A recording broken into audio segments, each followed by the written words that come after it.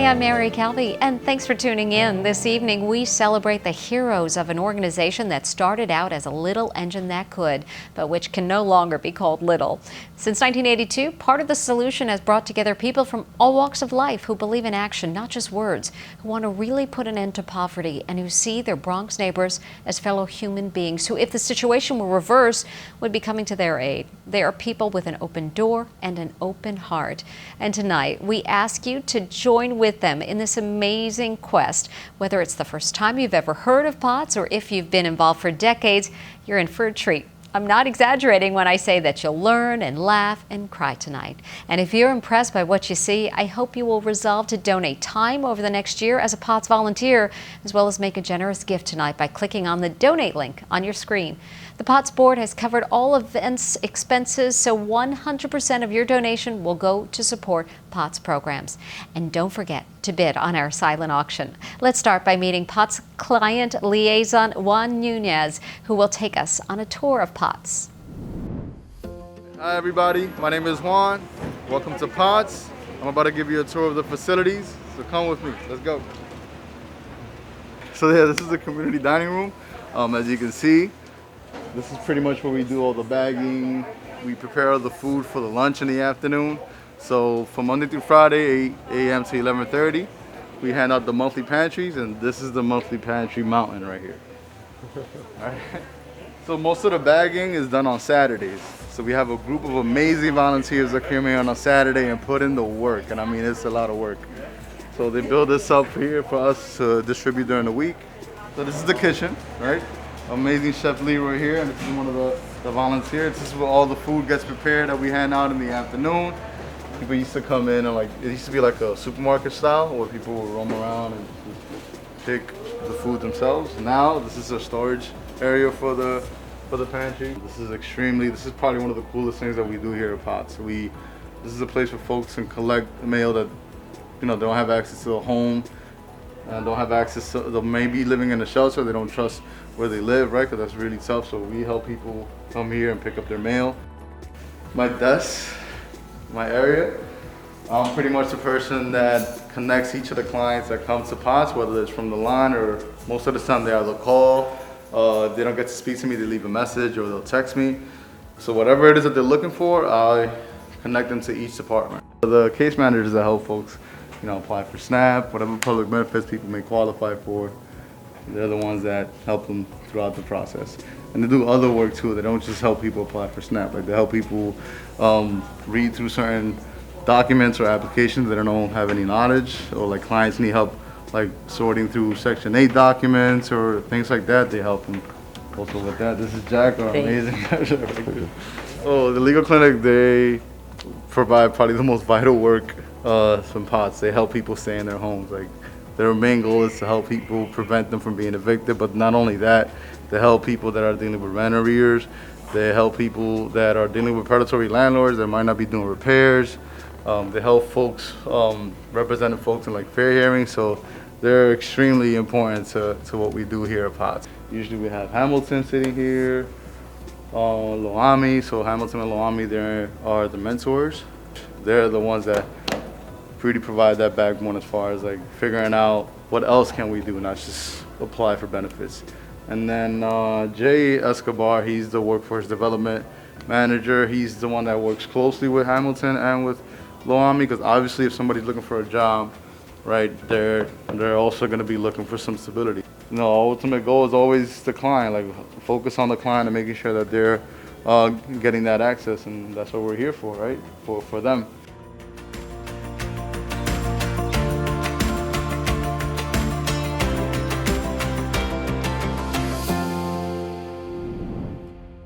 Well, I can remember not too far away from here, at the Metro North train station. That's where I spent my first night, homeless, directly right under that dome.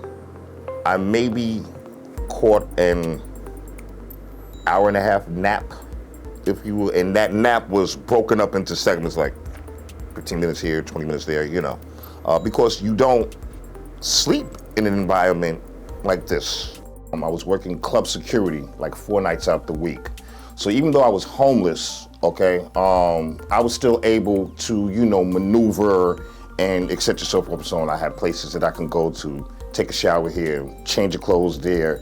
Here, let me put this in your refrigerator, let me come by and cook real quick, you know what I'm saying? Then, some people will allow me to spend the night or a couple of days, whatever. He was actually referred to me by Chris and Tina downstairs, so they would work with him on a daily basis. And they thought maybe he could be somebody that could maybe just benefit from working with me and just the mentoring program. People dropped in on the island of, shall we say, homelessness in different ways. Some dropped in by parachute. Some plummeted in while leaping out the plane. Some crash landed. Okay, we all got on this place of homelessness in different ways. You were a person first. You still are a human being. I really want to stress that, okay? And if you believe in yourself first, and then believe in some sort of higher power, it will lighten the load. Yes, there's going to be stumbling blocks. You're going to make 5 steps forward and you're going to get knocked 2.5 steps back. Do not let that deter you. I cannot stress this enough. These tears that you see coming out my eyes are actually tears of joy. The first few steps were just kind of creating a safe space for him to just be able to express himself, just kind of work through a lot of what he was just, feeling and going through. And then once we got, started developing the rapport, we started identifying what were the next steps, like getting his shelter, getting his benefits that he's entitled to as a veteran, and just making sure that he has those essentials. But just the shelter stuff was a journey on its own, just to convince him to go. The acronym POTS, P-O-T-S, part of the solution, whoever came up with that, they're geniuses. It's just nothing like, I'm not even gonna pull them out, but the keys, the little 3 keys I have, it's a gold mine. It's just so precious. I mean, it's just, priceless. So that was the first time he had a key to his own home in just a very long time. I would have to say maybe a year or 2 minimum. So that really just gave him a sense of stability, security, something he hasn't had in such a long time. To walk into the house and say, well, all this that's going on, I could just literally I'm gonna leave the outside world behind me, okay? I'm just gonna, and don't get me wrong, there's still, just because you get an apartment, life is not going to be peaches and cream. You're still gonna have, oh my goodness, this is due, oh my goodness, I have a half a loaf of bread, 4 slices of cheese, you know what I'm saying? And maybe 2 slices of bologna. Well, just make you some bologna. Oh my goodness, and guess what? I only have enough mayonnaise to make, put on half of 1 slice of bread. Hey, that's better than nothing. You're not in this alone. If you know who to reach out to, and this is one of these places that, yes, you should definitely reach out to.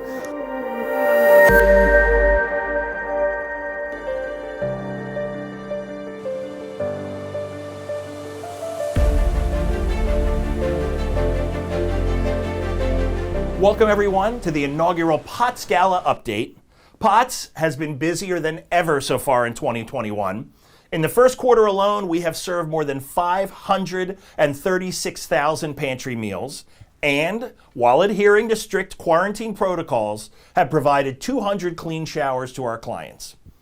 To put that into perspective for everyone, that's 194 more showers than my college roommate took during the semester we lived together freshman year. Of course, he's a Jersey Shore County Commissioner now, so how important is daily hygiene? Actually, pretty important. I might need to call him if I can get on his schedule. So what a year it's been. The New York Times said the best thing you can do for yourself after you turn 40 is get a dog and drink red wine. And during a pandemic, I recommend adding beer, bourbon, cupcakes, whatever you need to be extra healthy. Nobody has ever been more prepared for a pandemic than yours truly. I have OCD, so my superhero power has always been sensing microscopic germs in public places. So the last 14 or 15 months have been really pleasant on my end. I spent a fortune and decades in therapy fighting OCD, and then all of a sudden, now it's okay to wash your hands all day long. I'm also a little bit of a prepper. So I was ready when COVID hit. I'm ready for everything. If the Russians zap the power grid, I've got a solar charger. Actually, I have 3 solar chargers, and 2 of them come with lights. I've got everything that you need. I have a machete for some reason, which is odd for someone who lives in Manhattan. It was a very thoughtful Hanukkah gift, though. Thank you, Aunt Ruth. All right, I've got weird ropes. I've got glow sticks, crank flashlights. I've got these little fire stick things that make sparks. I have 3 or 4 of these, and one of them actually comes in a knife, and you're supposed to do this kind of thing. I don't know. I don't know why I need all this stuff. This is clearly for someone tougher than me. The most dangerous thing I do is go to Zabar's by myself on Saturday mornings. And by the way, you should have seen the looks I got at the tennis center in Central Park when I took this out last week. I told the responding officers, I'm just being prepared. I don't know why I need all this stuff. I also have a multi-tool. This is very important. I actually have 3 multi-tools of varying sizes depending on my outfit that day. This one must be for picnics because it has I think it's like a pate knife. So I guess during the next disaster, when some animal is spreading foie gras with his hands on a cracker, I will have my multi-tool with the pate knife. I will be ready and as genteel as George Clooney. I mean, I've gotten a little carried away with it. I got enough gum to get me through a morning if we have some trouble. I've got a crank radio. I can wear this light here in case I need to fix the boiler in my building or call someone who actually knows how to do that. The key to this is redundancy. You need backups for your backups. That way you can tell yourself you're better prepared than everybody else. And that's where true success comes. It comes from judging yourself against others. I even picked up a life straw. With this thing, they claim you can safely drink the liquid that collects along the walls of a pigsty. I don't spend a lot of time in pigsties or barnyards, but in my younger days, I did go to a rave once in Greenpoint at an abandoned warehouse, and we could have used this thing because I don't know what we drank. Tonight, we are honoring 2 wonderful people who have given so much of themselves to help people. Chris Bean, POTS former executive director, is receiving the Founders Award for Distinguished Service. I first met Chris years ago at another POTS benefit. You can see in the picture. And in fact, I think we have a little audio of our conversation that night. Will you get off my back? I promise I will talk to the board. We're going to honor you. I don't know when. How about 2021. That should be a pretty normal year. Okay. All right. You didn't, wait, you weren't recording that while I was, true story. Not really. Maureen Gomez is receiving the POTS Heart of Gold Award, which makes sense because Maureen is the leader and the heart and soul of POTS Thanksgiving and Christmas meals. She and her team prepare truckloads of delicious food for our clients to enjoy during the holidays. I give her credit because I just went fly fishing with my buddy and his sons.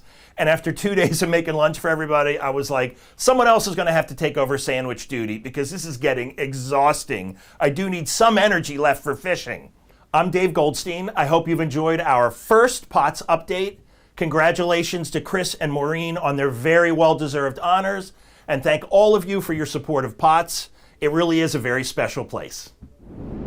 Hi everyone, I'm Stephanie Rule, and I'm honored to be with you tonight as we raise awareness about our neighbors in the Bronx experiencing poverty and the work of POTS, part of the solution, which helps people move out of crisis to stability and ultimately self-sufficiency.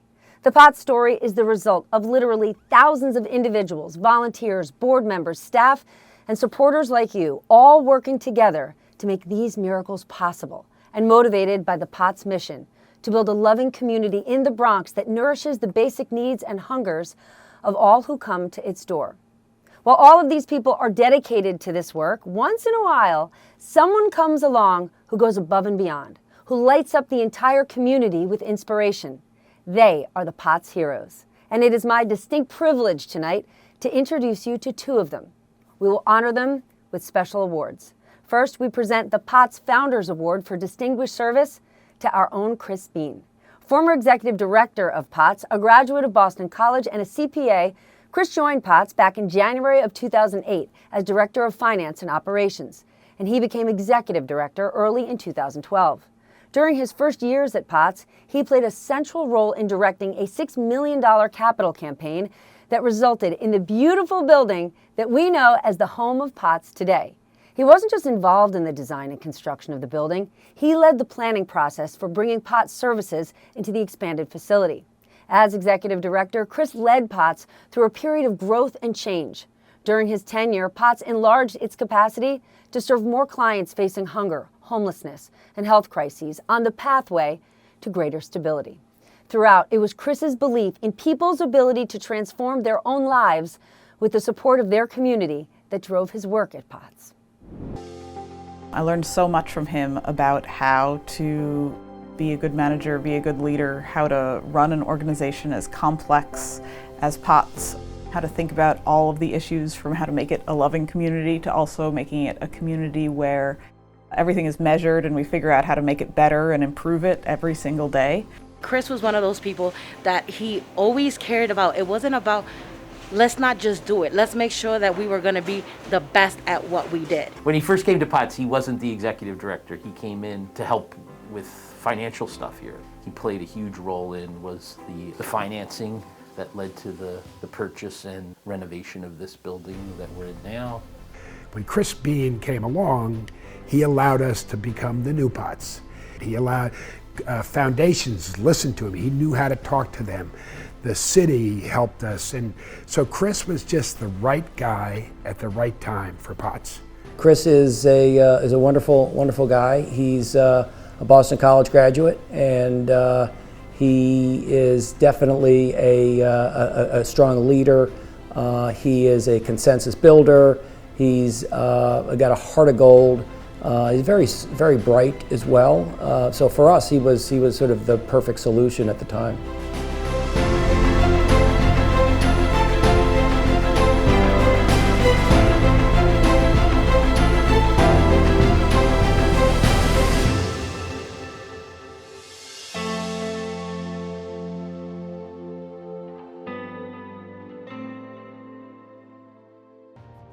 When I first came to Potts and was able to interview with Sister Mary Alice, it felt like this is a place where I could take whatever talents I have and try to apply it into helping people, right? And to not just feel like I'm cutting a check or not just feel like I'm spending a few hours. It almost felt like this is the kind of place that I feel needed and that I feel like I can row the boat with people that want to go in the same direction as me and really feel like I can have an impact. So when I first came to Potts, it was almost like I felt selfish about it. Like, I'm doing this for me.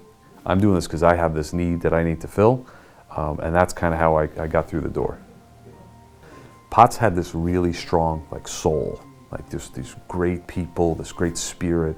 It's like the opposite of the DMV line. You kind of felt like you just hit a person and say, sorry, can't help you, next. And Potts felt like this organization where people saw the other person, saw the humanness in it. And that's what was there at Potts, and it was so strong. I also think that if you can't measure it, you don't know how well you're doing. So how can we measure and figure out, if our goal is to kind of have these types of interactions and also to try to help move people out of poverty, how can we measure it? How can we get better at it? How can we learn, it's not really working, or we're really kicking butt on this and let's do more of this? So I really felt like the way I could help contribute to the organization was maybe instilling some of this, the quantitative aspects to the things that were so strong already, which was the qualitative, right? Potts nailed that. It's nailed it for 40 years. And I felt like this is an opportunity for me to, all right, let's also, when the rubber hits the road, see how well we're doing and how can we improve on that. I really feel fortunate that I got to carry that torch for as long as I did and participate in that way. And I'm also really excited by what I see as the growth of Potts. I see now Christina Hansen has done a remarkable job. I mean, she's doing things at Potts that I could only ever have dreamed of. And so I'm so impressed with how Potts responded to the pandemic. And I'm also really impressed by just their laser-like focus on keeping the spirit, but also really trying to have a major impact in helping people get out of poverty. Open your hearts up to Potts, open your wallets up to Potts, open your time up to Potts, because it's something that can pay you back in spades.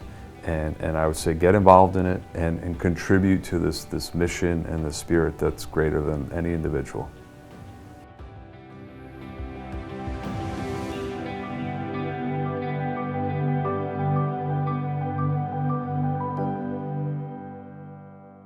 Now I'd like to introduce another POTS hero, Maureen Gomez. Maureen has lived in Rye with her husband Victor, her 3 sons Ethan, Victor, Andy, her dog Oliver, and a flock of backyard chickens, that's right, chickens, for the last 19 years. Prior to transitioning to full-time motherhood, Maureen was a private banker in the Latin American divisions of both Citibank and Merrill Lynch.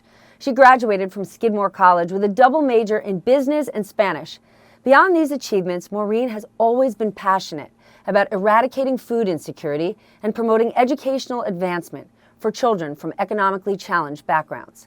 As parishioners of the Church of the Resurrection in Rye, Maureen and her family learned about the church's long-standing relationship with POTS, and so early on they got involved with the annual Thanksgiving and Christmas holiday feasts, in which literally hundreds of people spend days preparing home-cooked foods, then serve an enormous holiday banquet to as many as 600 Bronx residents who live near POTS. 8 years ago, Maureen was asked to take over as coordinator of these big events, and under her leadership, the holiday program has grown in scope and popularity and has become a shining example of the incredibly important role played by volunteerism at POTS. Because of her selfless dedication to others, Maureen is a true POTS hero and the perfect recipient of the POTS Heart of Gold Award. I was saying I would not get emotional when I'm talking about her because she's such an awesome person in and out, just a beautiful soul. She's a sister, she's a friend, she's a colleague, you know, encourages, you know, always encouraging people to do more, just that smile, you know. Maureen is the ultimate can-do person. So warm, energetic, organized, but really has that mission and that vision of doing good and giving back. Maureen deserves this in such a big way. I mean, to do what Maureen does, I mean, not only at POTS, but all the different commitments that she's got, and then family commitments, it's amazing. I mean, Heart of Gold doesn't even say enough. She has been just a warrior and a champion of you know, our Thanksgiving and Christmas traditions down in the Bronx, where the numbers are immense. We have to elevate someone who is doing it and who has done it and who continues to do it, sacrifice everything. And I'm going to talk about her because I've been there many years to see the sacrifices she's put in, you know, for this to continue working.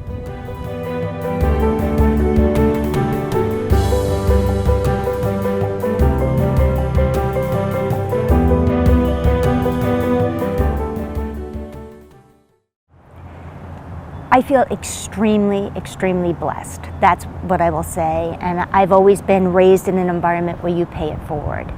And that's something that I've tried to instill in my kids since they were younger, and they have clearly been involved in the POTS events since they were toddlers, as so many other parishioners here. But you know, I don't feel special at all. I just feel that when you see that there are inequities, you wanna right the ship a little bit. This is something that people, they just slate into their Thanksgiving and their Christmas.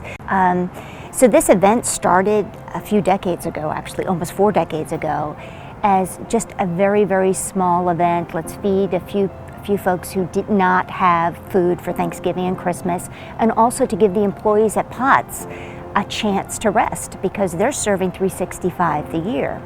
So on Thanksgiving and Christmas, the fact that our parishioners do the serving and the providing allows the POTS team and staff to take 2 very well-deserved days off. The mission of POTS, sort of meeting people where they are, and always remembering that there's a person underneath the need. I think that resonates a lot to our parishioners as well. We live less than 10 miles away from the Bronx, and for there to be such abject poverty and food insecurity and folks who are fighting just to stay in their home, such a short distance from where we live, which one would say in the land of plenty here in Westchester County, it resonates with them. People get impassioned about doing something that is clearly an injustice in their mind. So I think that we have a wonderful collaboration with the mission of POTS and Resurrection parishioners. We need to do a better job with raising awareness at Resurrection about the work that POTS Webster Avenue does for those other 363 days of the year. They need money, so it's my hope that videos like this can educate the Resurrection community about the need for funding, for POTS to be able to serve so many folks. And believe me, through the pandemic, they have served millions of meals. They need money to do it. So it is my hope that the Resurrection community can come through with not just food donations, but also with dollar donations to support the work that POTS does for those other 363 days of the year.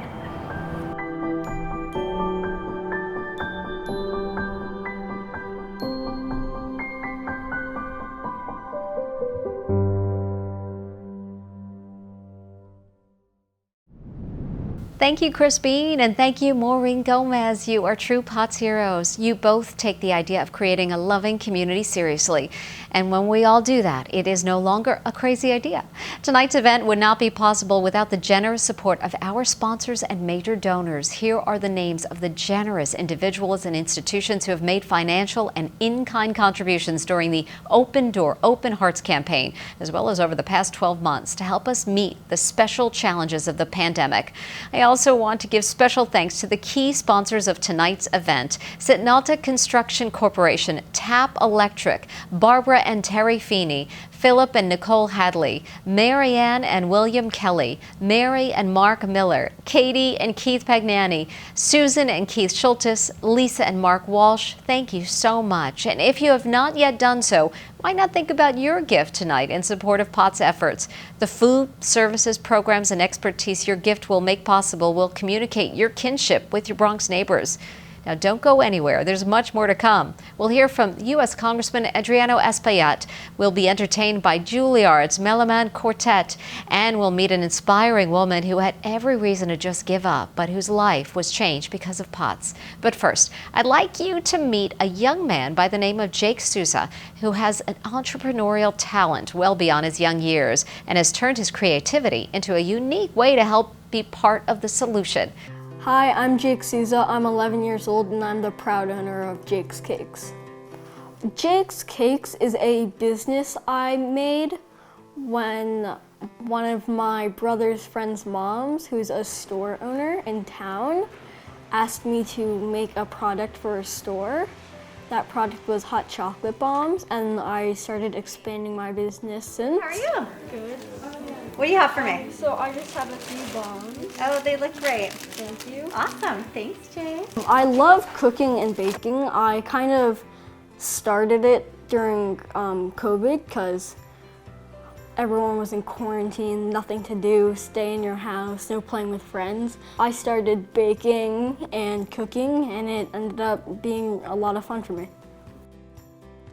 He was beyond adorable. He came in like full-on Shark Tank mode, brought steaming hot milk with him, poured it over the hot chocolate bomb to show us how it was, and spoons and cups, so we had to taste it. And they were amazing. And it was the cutest thing. All the girls, we were like, oh my God, he's just so smart and such a good kid. So I go to POTS every Christmas and Thanksgiving to serve.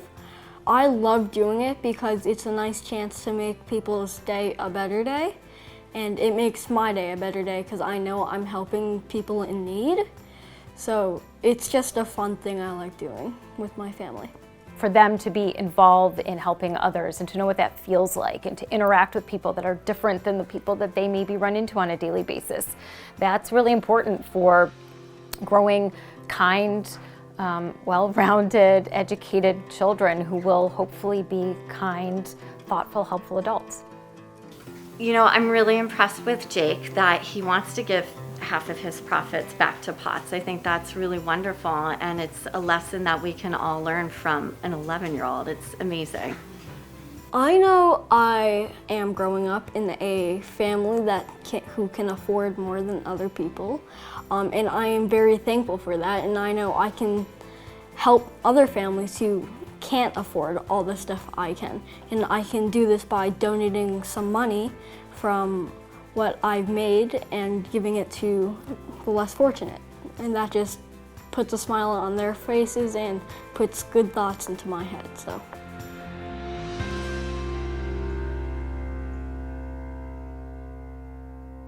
Hi, this is Congressman Adriano Espaillat, And I want to congratulate POTS, part of the solution, for your great work in the Bronx. Right there on Webster Avenue, you provide so great service to people that are hungry. You feed the hungry, first with a soup kitchen and now with warm food. You were so instrumental and helpful during the pandemic.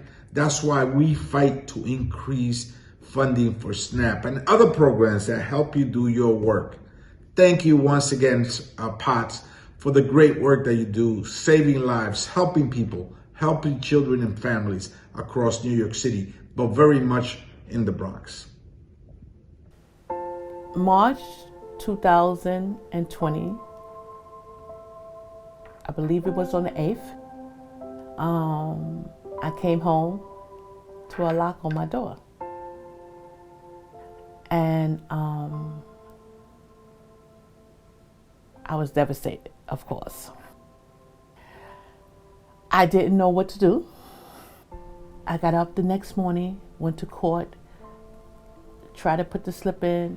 The court told me, no way, they can give me a stay. They no way, you gotta come up with the money. I said, okay. Charlene came to us in early March. She had been evicted in early March, and she was going around to different organizations in the Bronx to try to get support so that she could raise the money needed to get back into her apartment. I said, I'm gonna fight for the apartment. I'm gonna still look for the job. I still went on the job interview while I was going through this court thing. Every day I was trying to fight this stuff, and many days, I tell you the truth, I was losing the faith. And I'm ashamed to say that I was losing my faith because I thought that God closed the door on me. I thought it was the end. I really did. I didn't know how somebody can go from everything to nothing.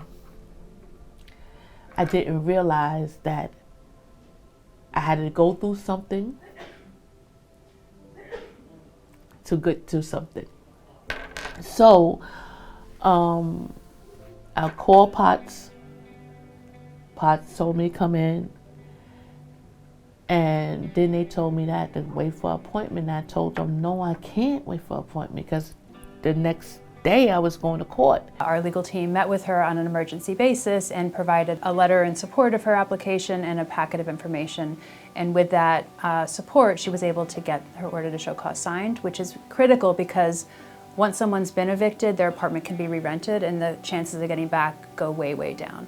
So you have to act very quickly in a post-evict posture. And Beth said, no, that's okay. That's okay. I kept grabbing her hand.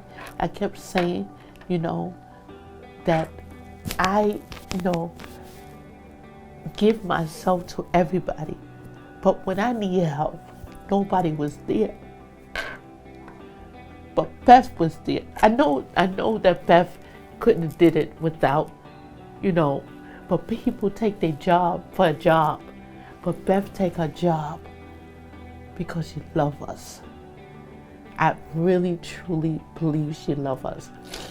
What we specifically did for Charlene is we were able to advocate with HRA to approve an arrears grant. We were able to give her a grant ourselves from private funds that we receive, and we were able to advocate with Homebase, I believe it was, to give her a grant. And no one can give a grant unless it's going to resolve the situation. So you have all these moving pieces, and you have to kind of tie it up and be like, okay, now we're here. This is our how we can resolve this. Now we're going through a pandemic. This is when we get right into the pandemic. This is the 8th. I got put up March 8th. Make a long story short, March the 25th, I got put back in my apartment. And then I got a phone call. Start work tonight. And where is that? In a shelter.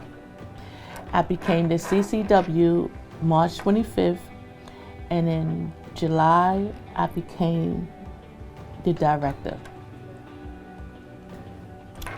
And ever since, I've been helping my ladies. I've been telling them my story and trying to influence somebody. I don't know what journey God got me on, but I'm loving it.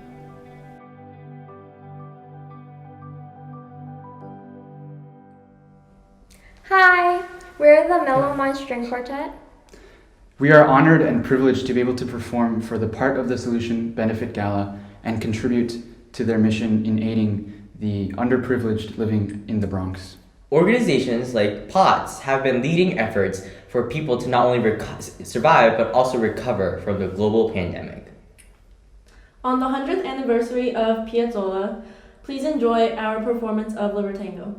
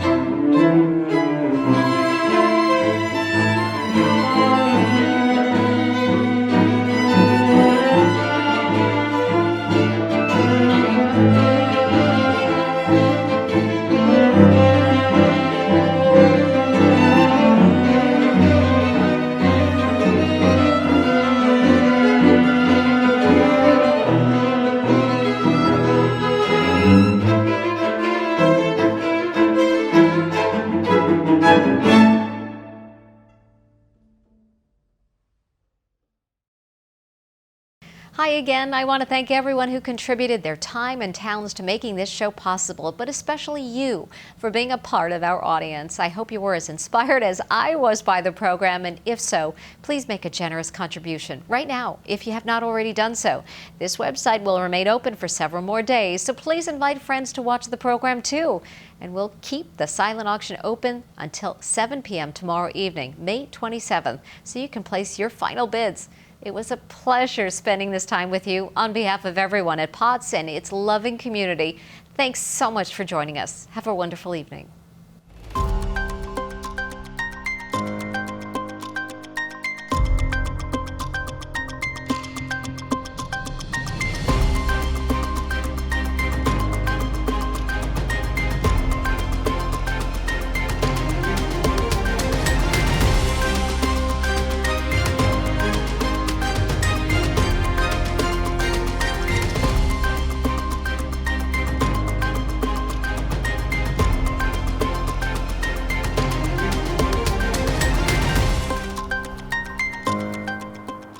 I don't know. I don't think it's not working. I think we need to be closer to the sun. I got to get closer, maybe closer to the equator. Does POTS have a branch in Brazil? I don't know, my phone's done. Tony, can we just plug this in somewhere?